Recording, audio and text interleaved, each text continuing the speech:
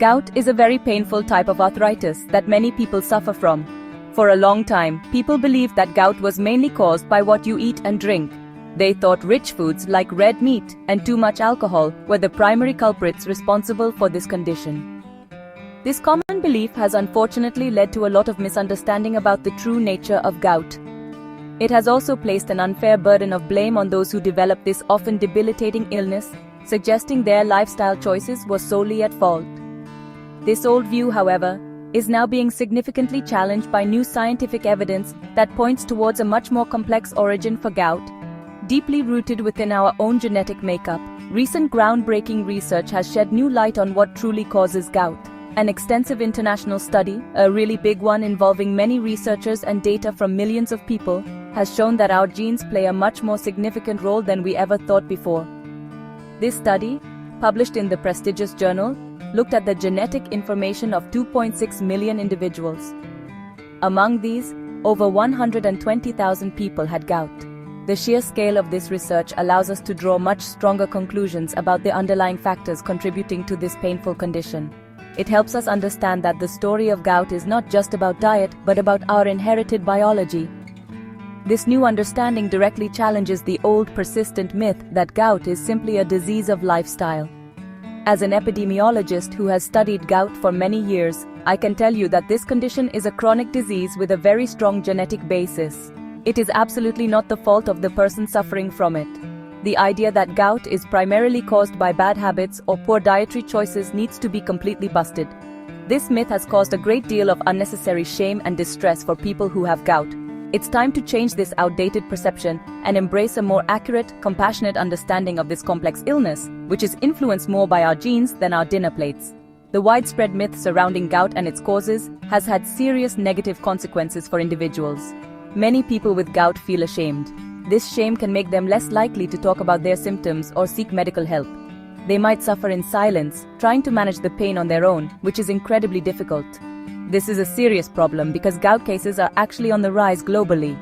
When people avoid seeing a doctor, they miss out on effective treatments that can prevent painful attacks and long-term joint damage. We need to dispel these myths so people feel empowered to get the help they need and deserve without any fear of judgment. To understand how genetics play such a crucial role in gout, we first need to know what happens in the body to cause it. Gout occurs when there are high levels of a substance called uric acid in the blood. Uric acid is a normal waste product that our bodies produce. However, when there is too much of it, or the kidneys don't remove enough of it, it can build up. Over time, this excess uric acid can form tiny, sharp, needle-like crystals. These crystals usually deposit in the joints, especially in the big toe, but they can affect other joints too, like ankles, knees, and hands, leading to sudden and severe episodes of pain and swelling. Our genes have a powerful influence on how much uric acid is present in our blood. The recent large-scale study identified an incredible 377 specific regions in our DNA that have variations linked to having gout. Importantly, 149 of these genetic regions had never been connected to gout before this research. These genetic factors can affect how our bodies produce uric acid. They can also control how effectively our kidneys are able to filter uric acid out of the blood and excrete it from the body through urine. So, if your genes make you more likely to produce too much uric acid, or less efficient at removing it, your risk of developing gout increases significantly, regardless of your diet. But the influence of our genes doesn't stop just at uric acid levels. Genetics also seem to be very important in determining how our immune system responds when these uric acid crystals form in the joints. For some people, their immune system might react very strongly to the presence of these crystals, launching a big inflammatory attack. This attack is what causes the intense pain, redness, warmth, and swelling that are characteristic of a gout flare-up.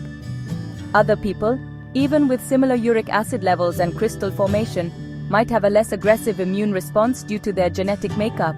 This means genetics are involved in both the buildup of crystals and the body's reaction to them. Therefore, it's clear that genetics are deeply involved in every stage of gout development. From the initial production and subsequent excretion of uric acid, which determines its overall level in the bloodstream, to the likelihood of uric acid forming into crystals within the joints, and finally, to the intensity of the immune system's attack on those crystals, our DNA plays a fundamental part. This makes gout a complex genetic disease. It's not a simple case of eating the wrong things, it's far more intricate, with our inherited genetic blueprint setting the stage for whether or not we are likely to develop this painful condition over our lifetime. Understanding this complexity is key to changing perceptions. The exciting findings from this large genetic study do more than just change our understanding of gout. They also open up promising new avenues for developing better treatments.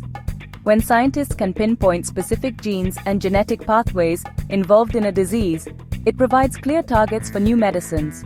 By understanding the genetic mechanisms that lead to high uric acid levels or an overactive immune response to crystals, researchers can start to design more precise and effective therapies. This is a significant step forward because while we have some good treatments now, they don't work perfectly for everyone, and some can have side effects. One particularly interesting area for new treatments is managing the immune system's reaction to the uric acid buildup.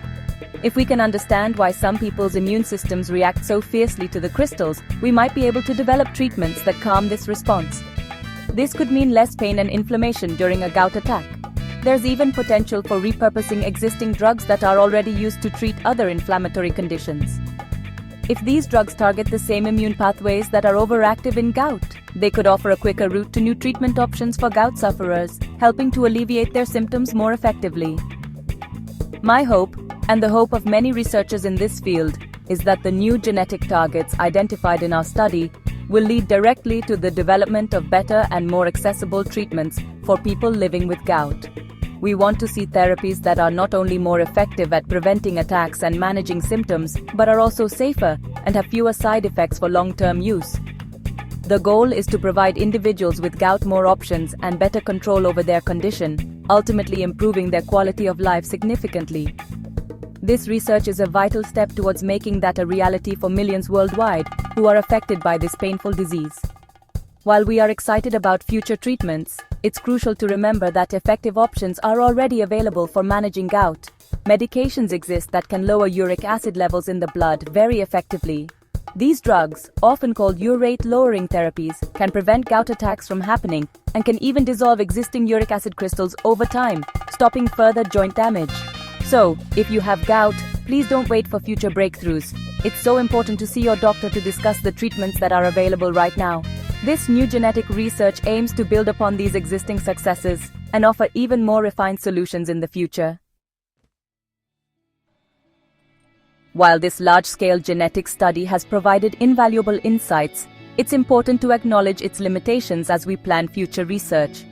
One significant limitation is that the vast majority of the genetic data analyzed came from people of European ancestry. This means that while the findings are very strong for this group, we don't yet know if all these genetic factors play the same role or have the same level of importance in people from other ancestral backgrounds, such as those of Asian, African, or Hispanic descent. Gout affects people all over the world, so our research needs to reflect this global diversity to be truly comprehensive. Therefore, there is a pressing need for more inclusive research that includes individuals from a much wider range of ethnic and ancestral groups. By expanding our studies to encompass more diverse populations, we can get a more complete picture of the genetic landscape of gout. This will help us identify genetic factors that might be unique to, or more common in, certain populations. Such knowledge is absolutely crucial for developing treatments and prevention strategies that are effective for everyone, not just one segment of the global population. Another point to consider is that some gout diagnoses in the study were self-reported, and future studies should aim for clinically confirmed diagnoses wherever possible for greater accuracy. A key outcome of this new genetic understanding is the power it gives us to fight the stigma associated with gout. For too long, as we've discussed, gout has been unfairly labeled as a self-inflicted condition. By highlighting the strong genetic component, we can help to dismantle this harmful myth. Knowing that gout is largely determined by your genes, not your character or willpower, can be incredibly liberating for those who suffer from it. It can reduce feelings of shame and encourage people to seek the medical help they need without fear of being judged. This shift in perception is just as important as developing new drugs. In conclusion, the future for understanding and treating gout looks brighter than ever before. Continued research into the genetic basis of gout will undoubtedly deepen our knowledge, leading to even more targeted and effective treatments. I firmly believe that as we learn more, we can further improve the lives of people with gout, reducing their pain and improving their overall well-being. To achieve this, we also need to advocate for increased health spending and greater prioritization of gout as a significant public health issue. By working together, researchers, doctors, patients, and policymakers, we can make a real difference in tackling this common but often misunderstood disease.